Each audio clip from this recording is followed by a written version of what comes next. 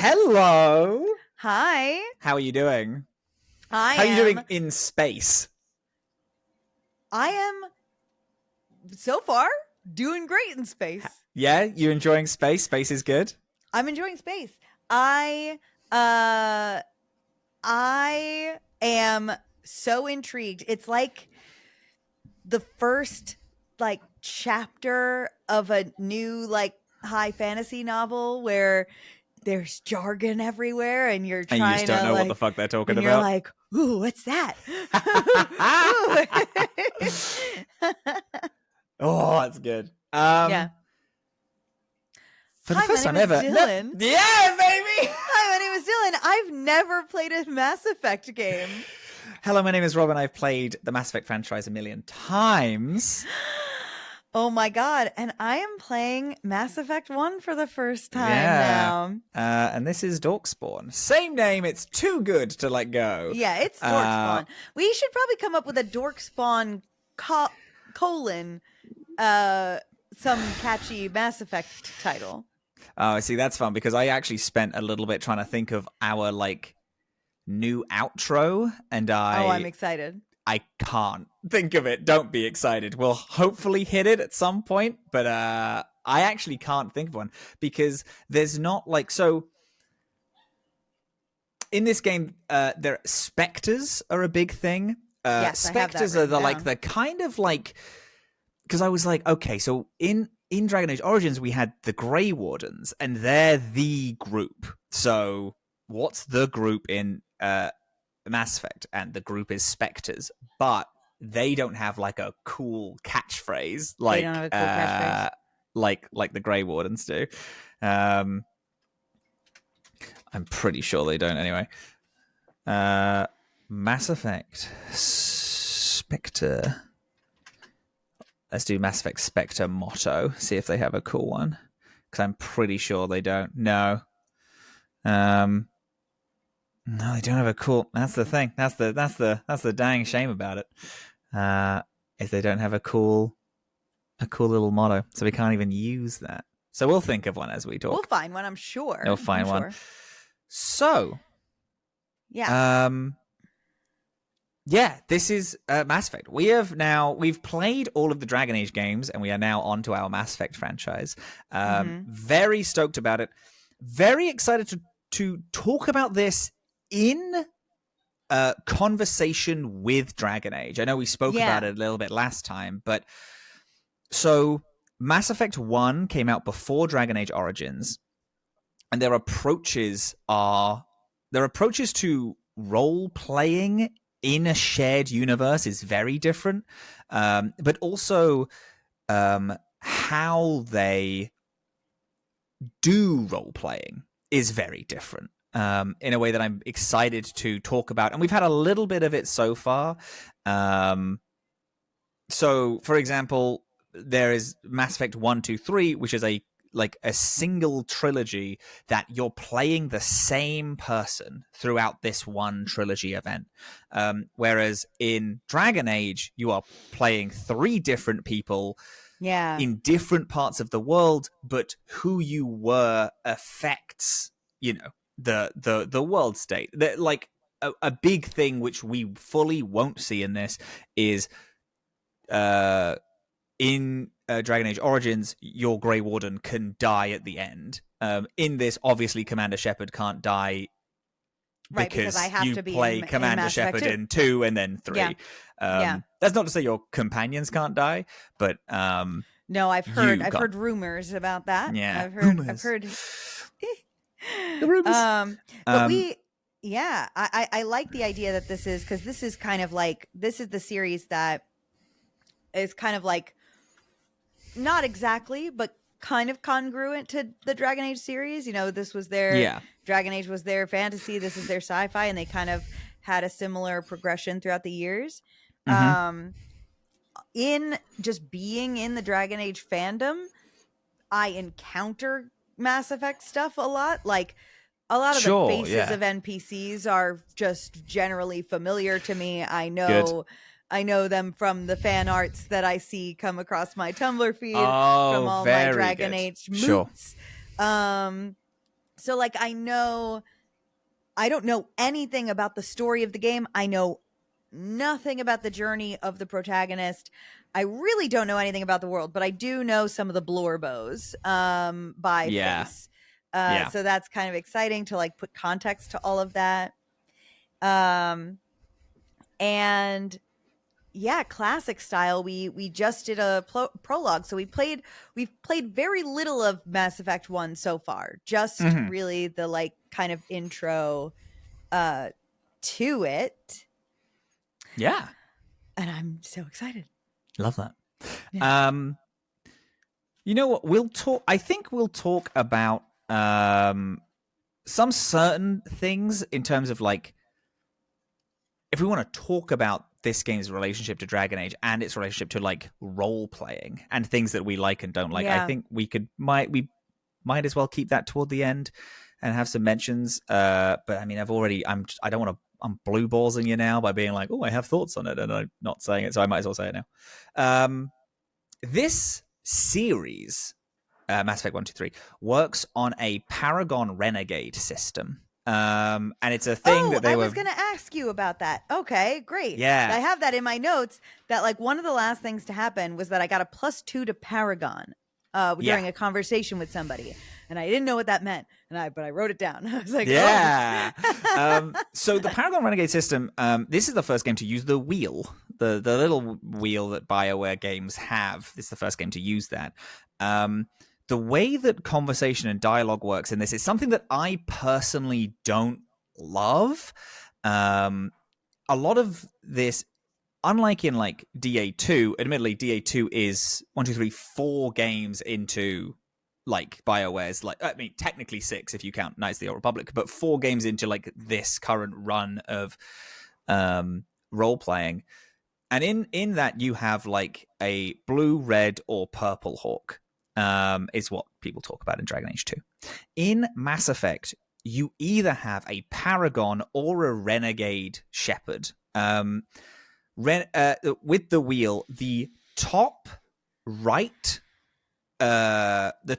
answer to every question will give you Paragon points, and the bottom right will give you Renegade points. Renegade being like aggressive, cruel. Sometimes you can be outright racist to people. The middle will just give you a neutral. I see. Neutrally option. There are as the game progresses, there are going to be things where if you have it, just like in Dragon Age 2, if you have like enough in Blue Hawk, you're going to end up getting special dialogue options because your Hawk is a certain way. In this, the same thing happens. You're going to end up getting like Renegade choices and Paragon choices, depending on if your guy is more Paragon or Renegade. Got it. Okay. Yeah. It's a system that I personally don't like. I didn't like them. It's a thing that I really liked about Dragon Age, where it's Renegade is counted as the bad option. Right, it's a little too binary versus like being like a characterization. It's like, are you going to be a good guy or a bad guy? Or a bad guy.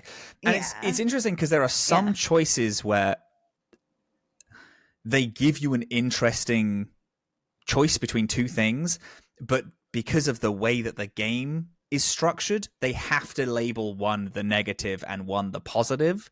In a thing that I just think is like, it's not great. However, it is the reason why it's in 1, 2, and 3 is because it was in 1. It was a big deal for role-playing games, and they just kind of kept it. They were like, well, this is Mass Effect. Mass Effect is Paragon Renegade options. But anyway, that's a thing that we can continue to talk about later. Yeah, I want to talk about it when we get to it. So, tell me about your Shepherd. Okay. Commander Ani Shepherd. She is a sole survivor, and she is a sentinel. She was a colonist too. So she has had, I tried to make her have the worst life possible before waking up on this ship, which is called the Normandy. This is the Normandy. The Normandy. The Normandy So, is the Mass Effect ship. That's the ship. Yeah. It's the ship. So before she Very got sad. here, her life terrible. Her home colony was raided by slavers, and there was no one who survived but her. Her family's all gone. And then when she joined Starfleet, what is it called? When she This is called the Alliance. The Alliance, thank you. When she joined the Alliance, she went on this big mission that everybody keeps mentioning to her, which I think is cool. And it got her a lot of like. This mission is the Skyalien. The Skyalien something. It was a war between the slavers of the Batarians, which is a Mass Effect race, and you played a big part in it.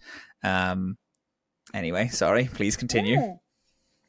No, and in that, I was also the only person to survive that this mission. But whatever I did there has gotten me a lot of notoriety, and like clearly it seems like that might have been why I'm a commander. And so yeah, she's had just the absolute worst life possible. And then we are on board this ship, and we've got some people. I wrote right away, whoa, Keith David. And then I wrote, whoa, Seth Green? Yeah, baby. What? Yeah. Those are my fucking boys. Yeah. Holy shit. Yeah, dude. And then also someone you meet later is also a really interesting voice actress that I had to look up. I didn't know her name instantly, but I knew her voice so well.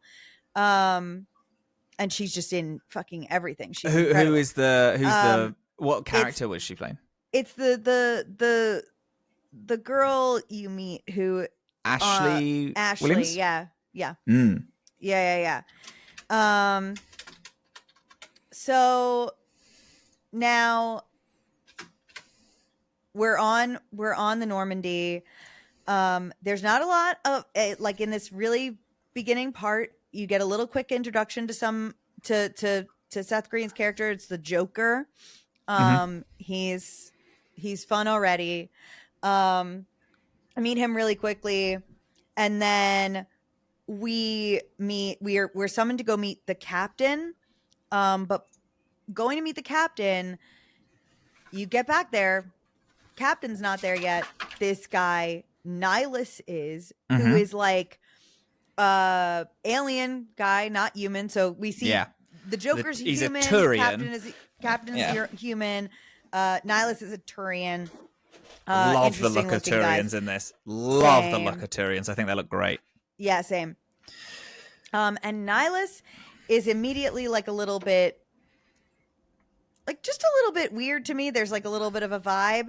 And the captain comes in, and we have this whole big talk. Nihilus is really going to be here. Well, first of all, we learn that there's a beacon. And that's what we're after. It's something that's been discovered. It's some kind of alien tech that is gonna Prothean is the name. It's a Prothean beacon that is gonna we think is gonna advance humans to an nth degree, and as it turns out, it's also possibly gonna earn us some more respect in space government. Yes. Because humans are new to joining the fray of intergalactic politics. Yeah. So the Mass Effect relays, which is what gave us kind of pushing us into they're called the Mass relays, but Mass Effect relays put us into active space travel. Our first one we found in 2148, and it's now the current day is 2183. So humans have only been space traveling for 35 years. But the first time we had any contact with any race that wasn't us was in 2157. So it's been under 30 years that we, as humans, have been part of like the galactic, like makeup at all. So everything's very weird. And Turians don't really like us because the first contact war is because we had a manned mission to one of the relays. Going toward the relays is a huge no-no in terms of the Galactic Alliance, and a group of Turians, and they're kind of... Turians are like known to be kind of very militaristic and like space cops, basically. They saw an unnamed ship going toward a Mass Effect relay, and they just shot it down. But there was one person who survived, took it back to Earth, and then Earth started a war with the Turians that lasted apparently no time at all, because a lot of people died, but the kind of galactic Federation stepped in and was like, oh, hey, yeah, these guys don't know what they're doing because they've just discovered like galactic space flight. Yeah. Right. So we are very new to the galaxy. Brand new. And we think that finding this beacon is going to get humans maybe like it's going to get us in the door where we can start like having a real say in the intergalactic government. And so Nihilus is there to watch us, and like specifically to watch me, because I show some sort of exemplary promise, but he wants to see me in action before vouching for us, basically. And so while we're having this conversation, we get an intercepted message from that the Joker shoots over to us, and it's a bunch of our people on the ground on this planet where we are headed right now to go get the beacon, and all our people are getting like attacked and shot down as they're trying to film the distress call. So it's like, oh, well, this is not going to be just like a search for the beacon kind of thing. And this is like this planet we're going to is like a colony. Like there's it's a human colony. Humans live on this planet in like kind of makeshift cities. So there's civilians down there too. And so they're like, okay, we're going to send in a small squad. You're going to go in and obviously stop the killing, and then also find and retrieve that beacon.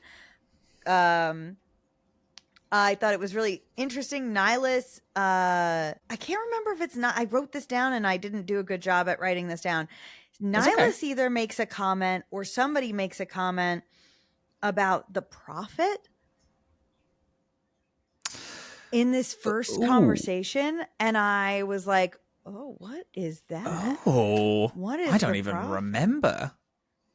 And it's in that very first conversation before we ever leave the ship. Oh, that's fun. Yeah, so I clocked that. And then we immediately hop off. I still haven't like really met anybody, but now I hop off and I have two people with me. I should have written down their names, but you have Jenkins and you have Caden Alenko. Caden. So Jenkins, Caden, and I hop off, and I'm leading them down, and now it's combat tutorial. Here is the thing that I am most nervous about this game. I am so bad at shooting. I am so bad at it. In every video game, I have all the difficulties turned down to nothing. And still, God, my fine motor control is so stupid. It's so bad, but still, like, it's going fine. I'm still having a decent time. I like throwing grenades. That's fun. I like the grenades are very floaty in this. I like them. They just kind of go in a straight line, and then you can and I really like the like, you know, taking cover, and that whole thing is fun. So we're making our way through right off the bat. So we then make our way, we shoot a bunch of these, I want to say Geth. Yes, Geth. Thank you. We fight a bunch of Geth, and then eventually undead space zombies that the Geth have made by like It So seemingly, yeah. So these big so Geth were made by a race called the Quarians, who we'll Okay. meet later. They're like a hyper technological race, and they made the Geth as laborers and gave them very, very limited AI. So it turns out one Geth on its own can't think, feel, do anything. It's literally just a computer that is walking around. But then the more, because they were made for labor, the more Geth you put next to each other, the smarter they get. So a huge group of Geth altogether are just every individual is like its own thinking, feeling thing. And what happened is that they rebelled against the Quarians. Quarians is what they're called. Rebelled against the Quarians, and then the Quarians like decimated 90% of them. The Geth fled, and they haven't been seen in a while, and they've come back down. Those things that they're putting people on are people call them dragon's teeth. And what they do is they absorb all of the organic material in a person and replace it with machines. And that all of the organic matter, no one knows what they do with it. They just kind of absorbs it, and no one knows where it goes. And then they're like mostly machines and are just mindless husks of resembling people. Yeah, love that. So now fighting these undead space zombies who terrify me. By the way, they run. Yeah, they're scary. Yeah, and I'm so bad at shooting, as mentioned seconds ago. And they move so fast, and I don't like it. Then I have underlined here with several question marks, exclamation marks, the Maker. Yeah, baby. They say thank the Maker in it. What's going on? What's going on here? Did you also notice a thing which is so small, doesn't matter at all? I saw nothing about it online, but I know that it's true because I did find something about it online. So Jenkins, who is your squad mate who gets shot and killed immediately. Yeah. I was gonna. Yeah, he has Sandal's face. He has Sandal's exact face model. It's been updated a little bit, but Sandal and him have the same like. Holy shit! No, I didn't notice that. Oh my god! Yeah, it's weird. I saw a thing of someone being like, "Do we think they're related?" Which is like, no, it was 2007. They had a pretty detailed face, and they were like, "Can we just chuck this on another guy, please?" We're not designing another face. This guy. Yeah. But yeah, a fun little thing. Is fun. I count it as a Dragon Age reference. Or technically, it's a Mass Effect reference. It's a Mass Effect reference. Yeah. So Jenkins eats shit pretty much right away. We make our way down. We then find Ashley. Ashley is the only survivor of this big attack that just came through. This Geth invasion that has just come through. Now I meet Ashley, and then I meet one other NPC who doesn't seem important because he immediately runs away. But those two people both are sole survivors of an attack in whatever area they're in. And I had a very interesting option that I think is the renegade option that I took. Yeah. To chastise them for being the only survivor. And I think I'm taking a direction with Ani where, like, because she had with Ashley right away was like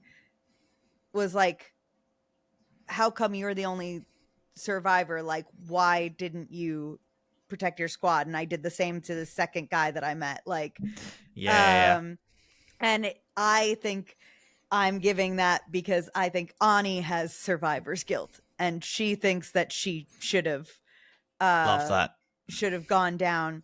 Maybe not. Maybe it wasn't her fault the first time. Second time, yeah, definitely. Yeah. So having the option to be a little bit of a piece of shit, but in a way that kind of makes some character sense and fits within a story. Ooh, big Dragon Age vibes. Getting big Dragon Age vibes from that. So then we get a cutscene. Now we're like kind of halfway through this. We find a after we get Ashley, we find a like a I want to say it's a trailer, you know, like a kind of base where we can get supplies. We find some civilians who've been hiding. They say that the army saved them by, you know, taking fire until they got away.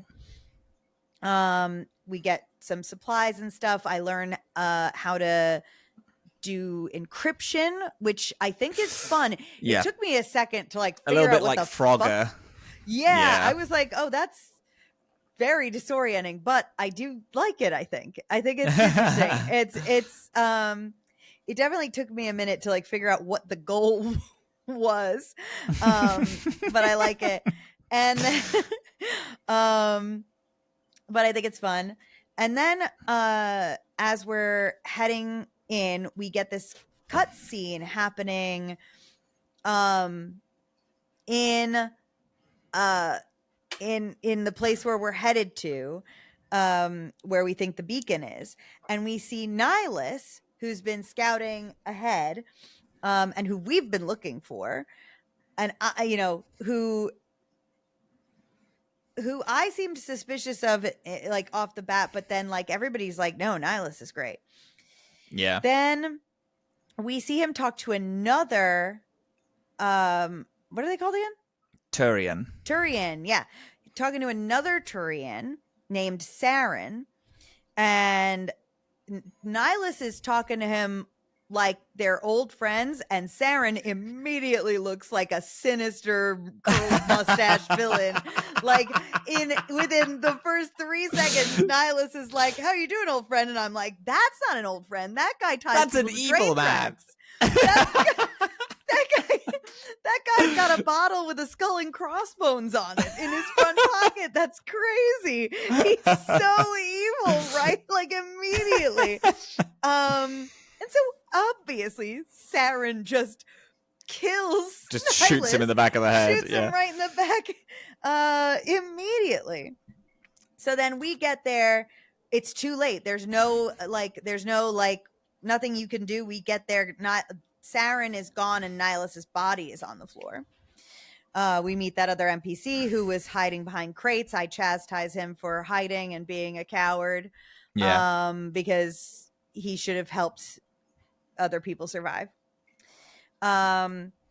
We also then get this cutscene where we see Saren get to the beacon, and it looks like Saren does something to it. Saren like activates it, turns it on in some way. It starts to like whir. And then Saren disappears. He floats and then bamps away. Oh yeah, he floats. I don't think he teleports away, but he definitely does float. He floats and then he leaves. I guess, he might. Yeah. He may. Yeah. He very, very well may. So then we get to this site where the beacon is, and this site is like pretty interesting. There's like a lot happening here where the Geth get orders from Saren to make it look like the Turians were never there. So the Geth have like set up these timed bombs all over this whole site that are going to go off and flatten the place and whatever. There's also like a tram, like this kind of high fantasy tech tram, which is pretty cool. We get there, we have to fight a shitload of Turians, and then also there are like these drone things that are everywhere. I don't think I've heard a name for them. I don't know that they're sentient in any way. It seems like they're just drones. The little drones? No, they're just drones. Yeah. Okay.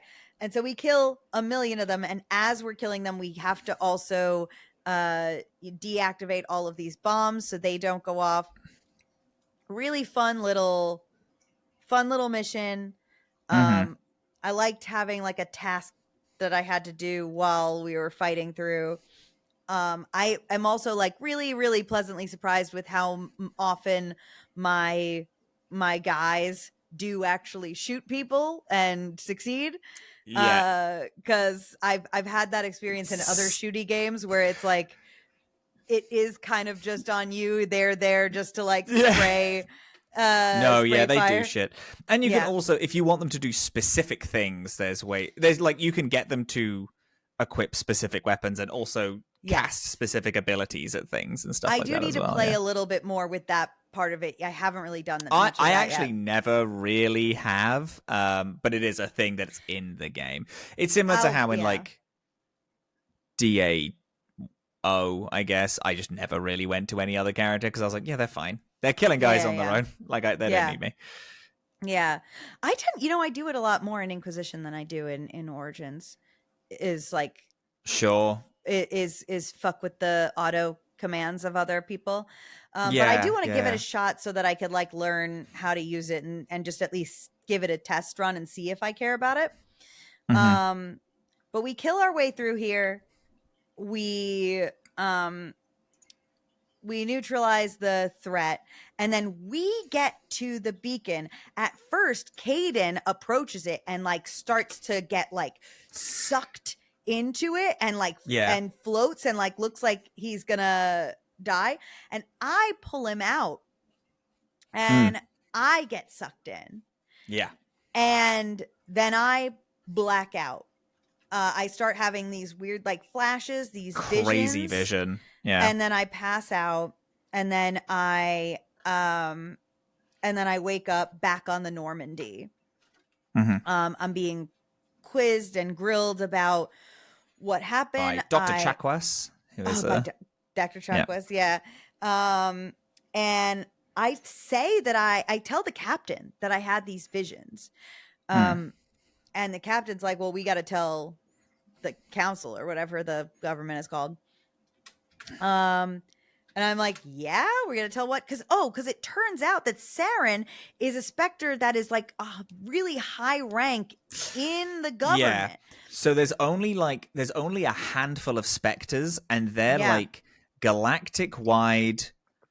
Essentially, no law holds them. Their thing is a way in and out of any building. Is just saying, "Oh, I'm a Spectre." It's this 007 almost like code phrase.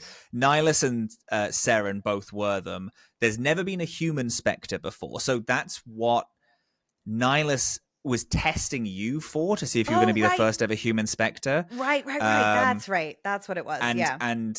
So Captain Anderson is really stoked about it because he's like, this is a big opportunity for us as humans to get, like, we're not on the council yet, but if we have a human Spectre, it shows that we can be trusted in this, the Galactic Society as a whole. Yeah. Yes. And so we talk about that. Now it's time. We're going to go approach the council and we're going to tell them about Saren. We're going to tell them what he did. We're going to tell them that he's gone completely rogue, and hope that they believe us. And then we got a really fun cutscene where it's on Saren's ship. Yeah. And we meet the matriarch, who's Love cool the matriarch. as fuck Matriarch already. is an Asari, and they're cool. Yeah, they're weird. An Asari, you said? I don't know. Okay. An Asari. So Asari are interesting because they are every single Asari is like female presenting, but they also like, there's an interesting conversation that happens in one of them where one of your companions says, "Oh, that's my dad over there. That's my like father," and it's just a female Asari again. And then she's like, "Yeah, we just like, men, women, gender just don't exist with us. We are all like, we all look kind of like this, and the roles are like, we take them when we're needed." So they got a fun thing. Yeah. So the matriarch is like, one of the leader of the Asari. I believe she might be the leader of the Asari. Yeah. Matriarch Benizia is her full name. Yeah. She's a spiritual leader, so she's just called the matriarch. Yeah. Yeah. But yeah. So she's on this ship with Saren. Saren finds out that the beacon has been touched or used by a human and becomes completely enraged and is like straight up like, I'm gonna kill that human. I'm gonna kill that human specifically. I find out from the captain that Saren hates humans, and like more than anyone else in it's like more an than odd... more than other Turians hate humans, he hates humans. And I also clocked, okay, so we meet back, so I have these visions when I touch the beacon. Visions of, and then the visions are interesting because like when you are having them in the cutscene where you get sucked into the beacon and you have them, it just looks like a sort of like random assortment of flashes of images. Dillin, can't figure out from looking at them what's going on. Later, when I'm telling the captain about them, I have a couple of options, but they all kind of account that the visions I have are like of our doom, essentially, collectively. Yeah.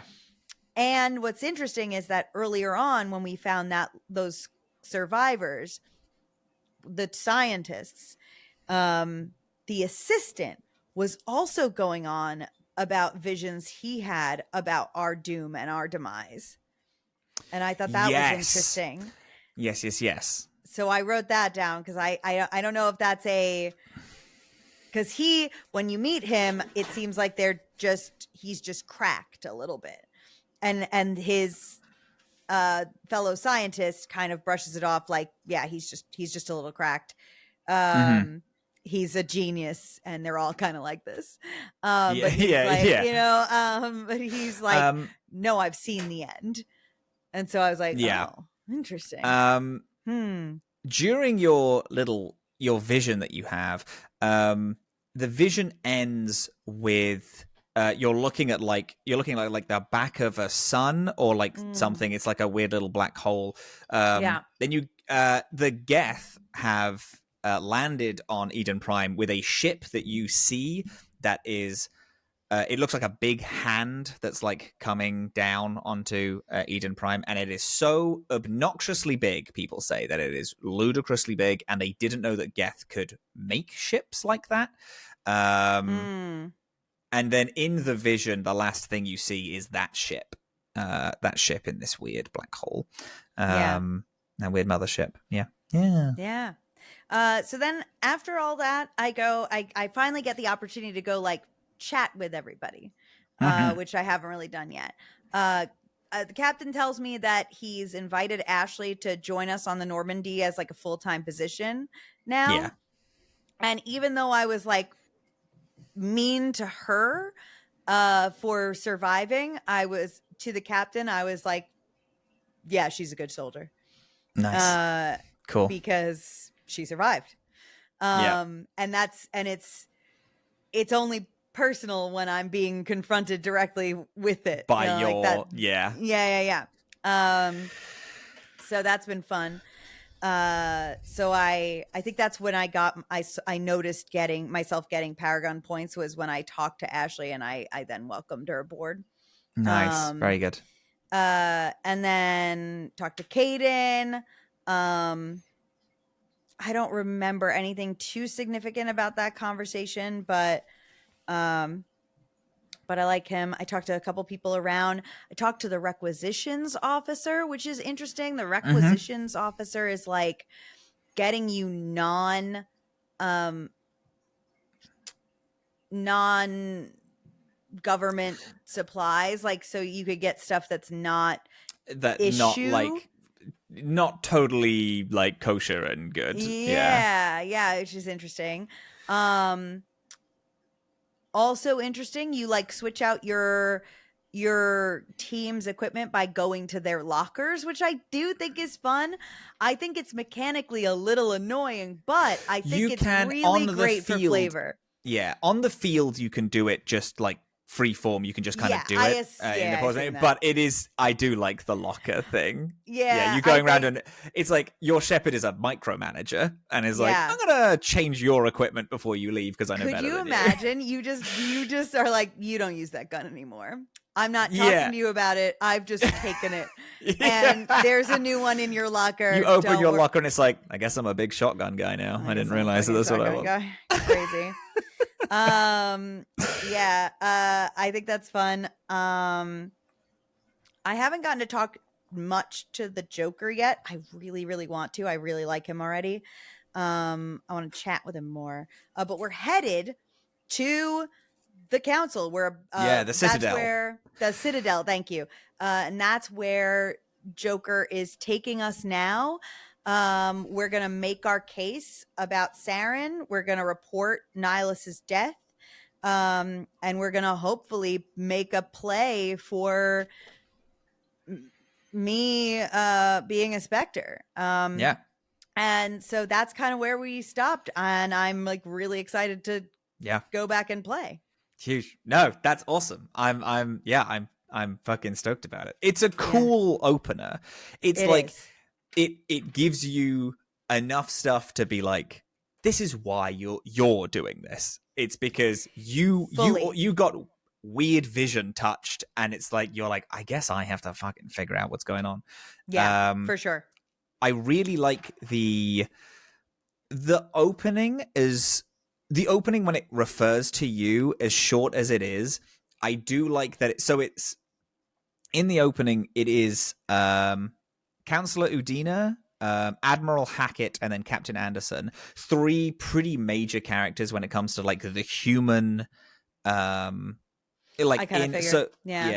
the Alliance is a human organization. They are like the human military are called the Alliance. And then there's the Galactic Council. But Udina, Hackett, and Anderson are all pretty big players in it. And they are all talking about you and the things that you pick as like your backstory. They're all like, do we really think this person should do it? Because like, so for example, I'm a ruthless Earthborn. Oh yeah. Actually, hang on. Before you get into that, because I that's very important. I need you I need to hear about your shepherd, so desperately. You need to pee? But I have to pee. So just one sec. Go. Okay. This is very fucking exciting for me, gang. So I love Mass Effect. I really do. This is a big game for me. I'll talk about how I got into Mass Effect when Dill comes back, but isn't it fun to see them excited and just like not know anything about a game? They introduced me to Mass Effect and me introducing them. We had this idea halfway through Origins that it's like after Dragon Age, after the games, we're going to play the Mass Effect franchise. And man, it's exciting knowing a lot about it.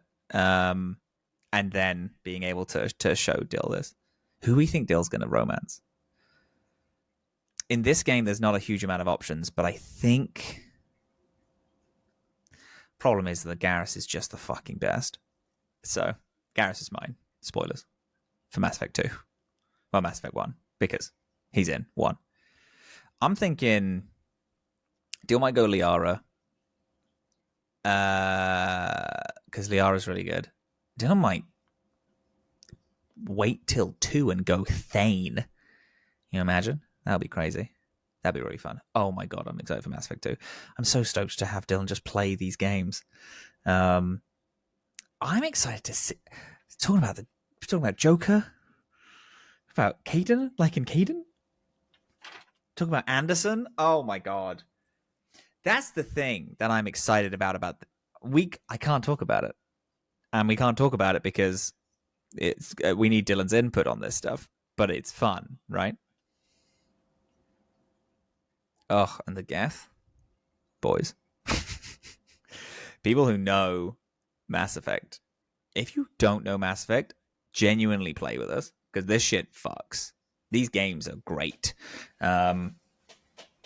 Specifically 2, I think that Mass Effect 2 is so uniquely brilliant that I'm more buzzed than I could possibly like comprehend when it comes to playing this. I can hear them coming back. I love this fucking guy, man. Hey, Hero. Hello. Hello. Okay. All right. Tell me about your ship. All right. So I'm playing Siobhan Shepherd. Maybe. So I'm playing Siobhan. Siobhan is an Earthborn, and is classified as ruthless. They did. Can you remind me what Earthborn means again? I know you told me over the phone, but no, that's okay. So Earthborn is actually important to this. Is important to the story. So the class I originally picked was Engineer, but then I changed it for Vanguard, and I'll explain why. Okay. So Earth is essentially just covered by like Megaropolis. It's like a full city. It's a city of a planet now. It's very rare to see a green on Earth. And Earthborn is you ran with petty gangs and criminals for a while, and then eventually you ended up getting out and escaping at 18. Shepard, for just lore reasons, is 29 in Mass Effect 1. I think Colonist you join at 18. Colonist you join at 16, and then I think Earthborn and the one where your parents are military you join when you're 18. Right. So you've always been in it for at least a decade. Ruthless is there was a mission. The mission was still the Skylian Blitz, is what it is. That you do with both Ruthless and Soul Survivor. I think it's the same mission that you go to. I'm not sure about the third one, but with Ruthless, I was so like cold-hearted and calculated that I let most of my team die just so we won. It's very much a whatever it takes. It doesn't fucking matter as long as we win. Can you not say that phrase at me? Yeah, baby. That's why I said it, because I was like, it's a trigger phrase now. No, whatever it takes, baby. The reason is because I am playing. Siobhan is she was born on Earth and literally was truly like. So also Earthborn is specifically your orphan. You're an orphan kid and you just kind of grew up on the mean streets of a city. She did just anything to survive and make money.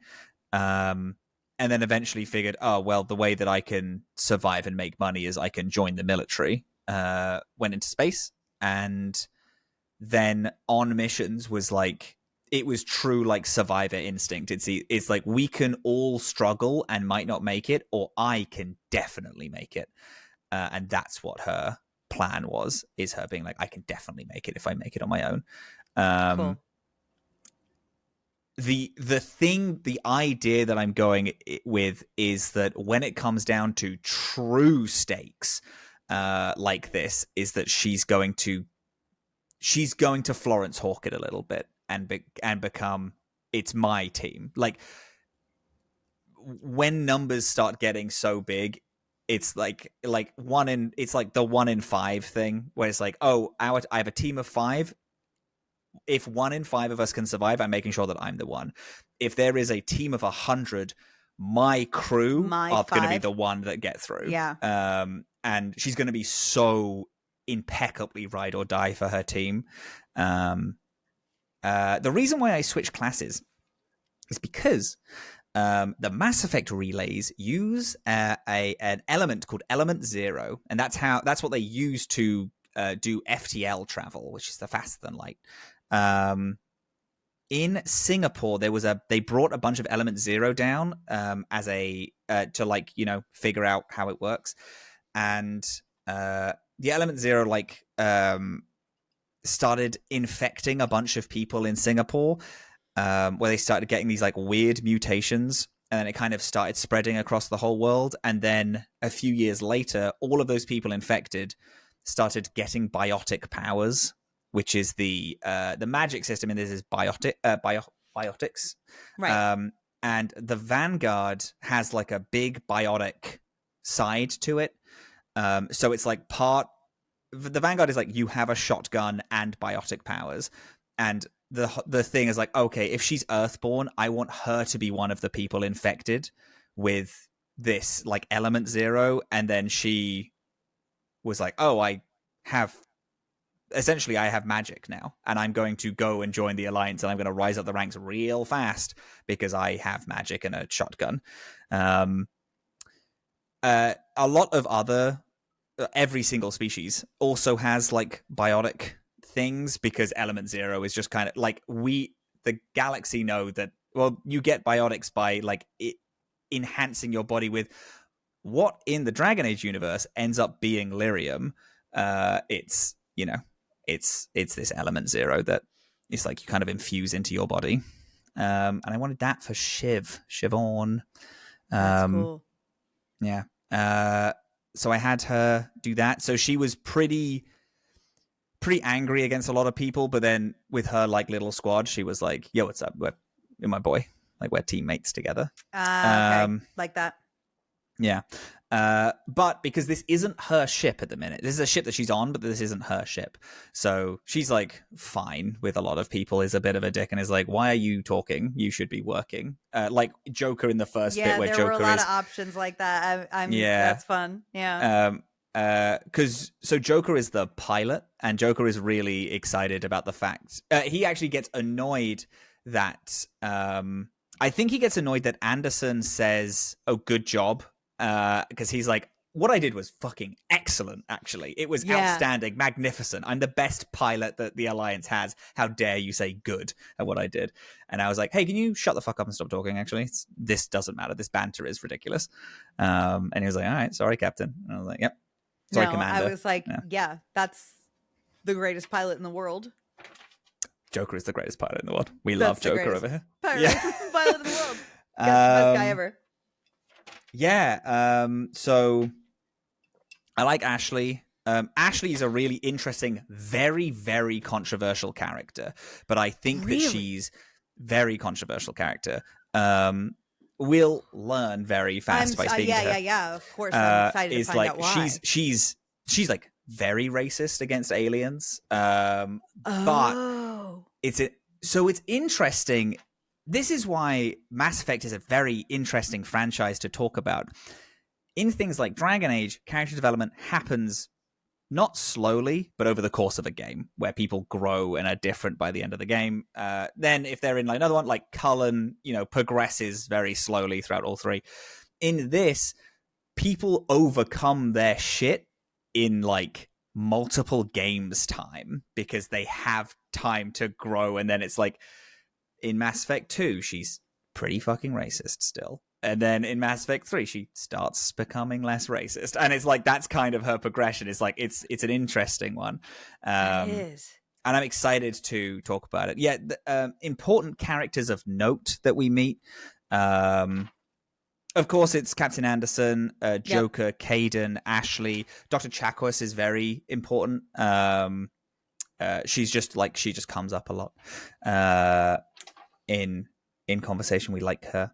I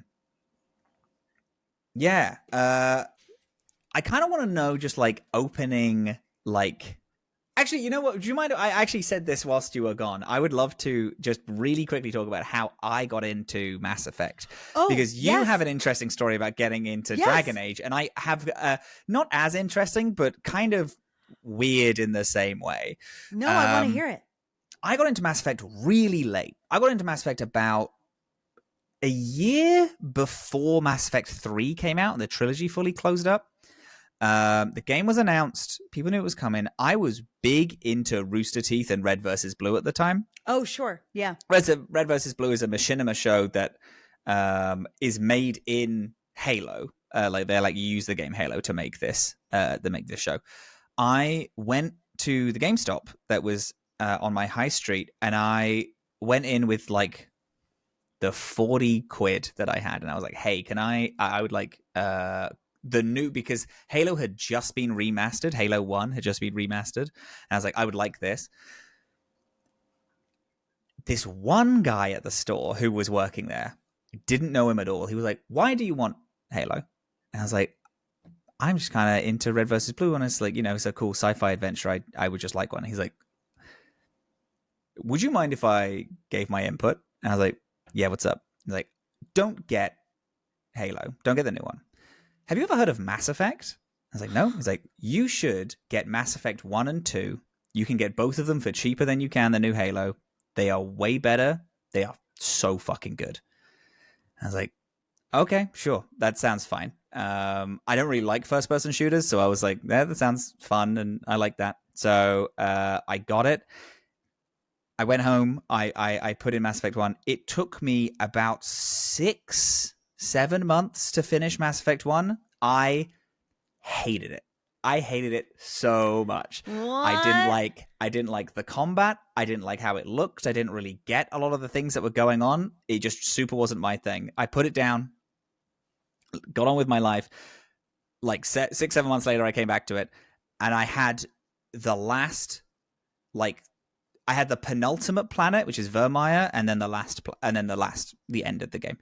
And then I did Vermeer, and I was like, oh, that was fucking sick. And then I did the last mission, and I was like, whoa, this is cool as fuck. I finished the game, I put in Mass Effect 2, and I finished Mass Effect 2 in a week, and then 2 months later, Mass Effect 3 came out, and then I bought it on release, and I played it. I finished the game, I started it again, I finished it, I started it again, I finished it. In a really crazy, I hated Mass Effect 1. Mass Effect 2 is one of what I genuinely think is one of the best games ever made. And then Mass Effect 3, I think is fucking awesome. Whoa. Crazy. That's and so it's cool. just because this one game employee was like, don't get Halo, get these 2 games instead. You can get it for cheaper than you can. I love that. That's so... It's a weird fucking story. It's such a bold move, too. A bold move. To and do? The thing is, there is a guy out there who has no memory of this interaction, has moved on. And right. I remember the moment he told me. I remember his face and him handing me Mass Effect 1 and 2, because he's like, I think we have ones in the back. And then went into the back, picked up Mass Effect 1 and 2, and then brought it through. And was like, these are some of the best games ever made. Yeah. Wow. It's crazy. And I hated it. For ages, I was cursing his name, and then after I did the back quarter of Mass Effect 1, I was like, "Oh, this is fucking awesome." Yeah. Did you playing it now? Do you still hate parts of the beginning of it? No, I think so. What's interesting about this is I just didn't engage with it how it wanted me to engage with it. I got home and I wanted to play Halo. I wanted to play a fast, that type of game. Mass Effect is way slower, especially originally. They had there's a lot of things like information in codexes that are hidden. There's a lot of at the time the game is really slow. Combat is weird, because in Mass Effect 1 you don't have ammo for guns. You have heat sink, which is you fire X amount of times and then your gun just jams and has to cool down. Yeah.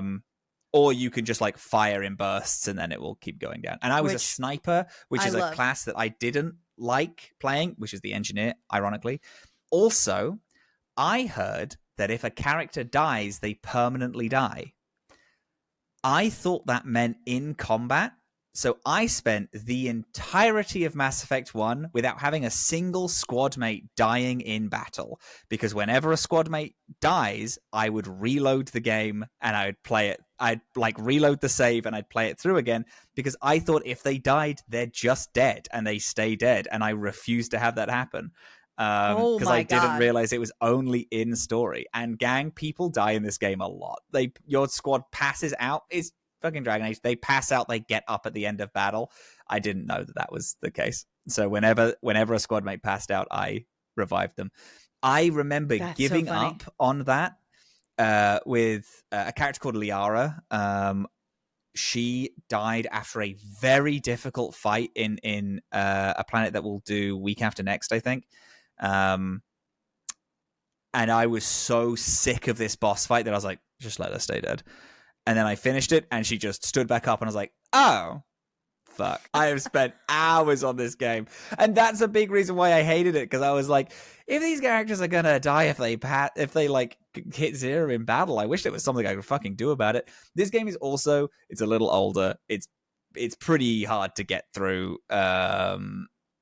Like it's like originally it was like way harder. It like the combat was more difficult. It was more like obscure with information and in the beginning, I know it gave me an option to use some of the old like the old leveling mechanics. system. Yeah, because it goes from the original game goes from 1 to 60, whereas the legendary goes from 1 to 30, but has the same point distribution as 1 to 60. So instead of getting 1 point per level, you get 3 points. Instead of getting 1 or 2, you get like 3 points a level. And it just kind of like lets you level up way faster. Speaking of leveling up, you can spec your character any way you want. I have one request. You have to, and I mean have to, get either your charm or intimidate skill to max before the planet Vermeer, which is the penultimate planet. There is a huge decision. Not a decision. There is a huge conversation in it that will only... A really, really bad thing will happen unless you have one of those two stats max. And it's the only thing that I think has to be preloaded in like a, you have to do this. You have to make sure this thing doesn't happen, because it just like, if this was an Origins, I wouldn't tell you it, and I would just tell you it after it happened. But because this is a trilogy and the thing comes up constantly, I need you to, it's the only thing I'm going to manipulate in this, is that I need you to get either Charm or Intimidate to max before Vermeer. I did already put something into Charm for sure. Is that a sneezing cat? My cat just had a fucking big sneezing fit there. You okay, baby? Just sneezing aggressively against the wall woke him up. They're all right. Yeah, you've already put some in Charm Intimidate. I have. I am curious though. You'll find in 3 weeks. You'll find out in 3 weeks. But maybe it'll be fun to lose on purpose. Or is it truly not fun? The problem is normally I would agree, and it's why it's like any other decision, I don't care what you do. And I'm saying any other decision in the whole franchise, I don't care what you do. This one, I kind of need you to make it. Okay. No, just I trust you. Because and it's the thing, if you want to lose, then it's like, as long as you know that's how you get out of it, because you still have the option to you can be like, actually, I do want to fail this, and then see what happens through failing it. I don't want you to get to a thing that's so integral and not have the option. And not have the option out. Yeah. No, that's good. What it is. And I trust you. Yeah. Okay. Yeah. But yeah. We excited about the game? I'm really excited about the game. I'm really excited to like meet these, like to spend more time with these people. I'm really excited for politics. I'm really excited for more visions and stuff, because I feel like that's going to be a thing. Seems like that's going to be a thing that happens. And I'm excited to figure out more about who Ani is. And I'm really jazzed. I'm jazzed to be in space. I'm jazzed to have a notebook. I'm jazzed. It was fun seeing us it was fun seeing us shift in what we do, which was you. It was you going through and explaining what's happening. It's very exciting. Yeah. Exciting to me. There was cool things. So Oh, no, you go. What's up? What's up? No. I was going to ask, do we know what our sign-off is going to be? I don't know what our sign-off's going to be. I'm quite nervous about it.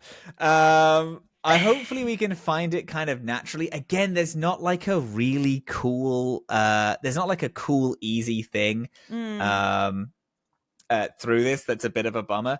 There is in 2 and 3, I think we can just literally use the tagline of the games.